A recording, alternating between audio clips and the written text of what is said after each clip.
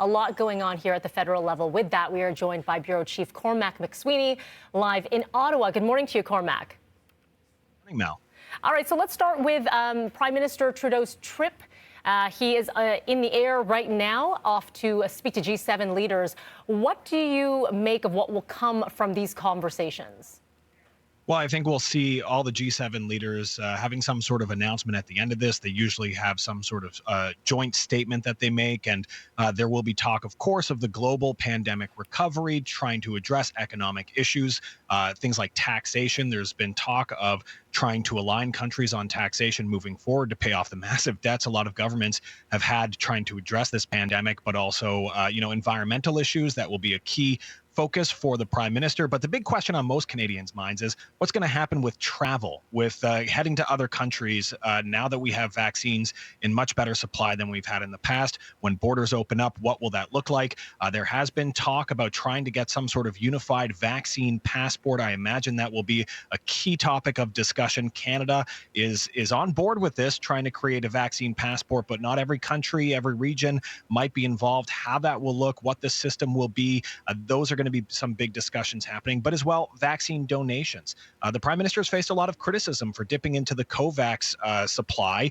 Now, that I will say the COVAX program was supposed to be originally a system that allowed countries to take from, but also donate to other countries. But Canada is the only major country that seems to have been taking from, while other countries are struggling right now with vaccine supply. We're seeing the U.S.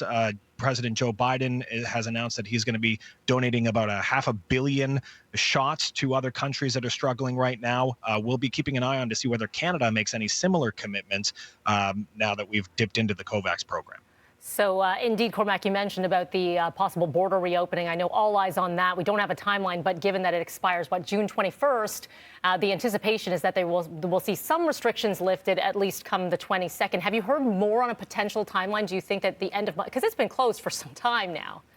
It has been since March of 2020. We've had the U.S. border closed, and then international borders might be a little bit separate. I think we're going to see the U.S. border reopened first. That's the signal we're getting from the government. But how that will look, what the timeline will be, is still yet to be seen. I mean, there's a lot of talk about this opening on June 22nd after the latest month-long order expires. We did get some indication of what people might be allowed to do with hotel quarantine rules lifting a little bit. That was announced by the government yesterday. But however, that is not official yet. They say they're considering this. They still have to work through a lot of the details with the provinces and territories. And this will only be for fully vaccinated people at the start, whether it comes to traveling to the United States or just travel in general, getting exemptions and restrictions lifting is all tied to whether people are fully vaccinated or not, and whether they have a vaccine that's approved by Health Canada. So if you got vaccinated, let's say in Russia with the Sputnik vaccine, I'm sorry, that doesn't cut it. It has to be Moderna, Pfizer, AstraZeneca, Johnson & Johnson, one of those vaccines. But there are a lot of still outstanding questions about how this will look when the border is reopened. We could have an announcement as early as tomorrow, is what the Toronto Star is reporting, on possible border restrictions being lifted with the United States. We'll have to wait and see what happens there. But again, a lot of it tied to your vaccination. And we're still waiting again on what type of proof of vaccination we'll have and we can use when travel does ease. That will definitely be interesting. Finally, for you, there's a lot of pressure on the feds to take some action, accountability when it comes to systemic racism. We're seeing what's happening. You saw the report from Adrian Gabriel in London, Ontario, the Indigenous communities and reconciliation. So can you give us a sense of where the government stands right now in trying to action item some of these things on their agenda? Well, the Prime Minister, in the wake of the attack in London, said, right now is not the time to focus on the next steps. It's to focus on healing and the incident that happened. But he did give some indications of where the government might go. He says we need to do more to deal with online hate. We need to do more with the infrastructure security for places of worship. And we need to do more to try and help people with understanding. So I think there are some broad measures that they're hinting at right now, but we have nothing specific from the federal government government.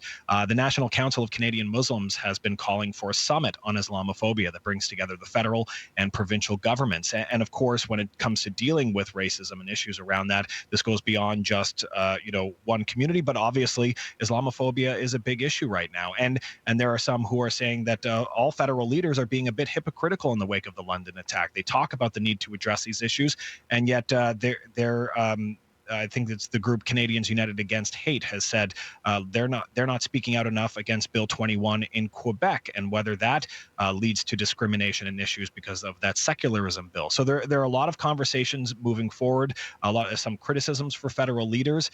What we'll see from the federal government, we hope in the days and weeks ahead, we'll get more details from the feds about how they plan to address these issues, whether it be the residential schools issue or whether it be the issues of Islamophobia and widespread racism in Canada.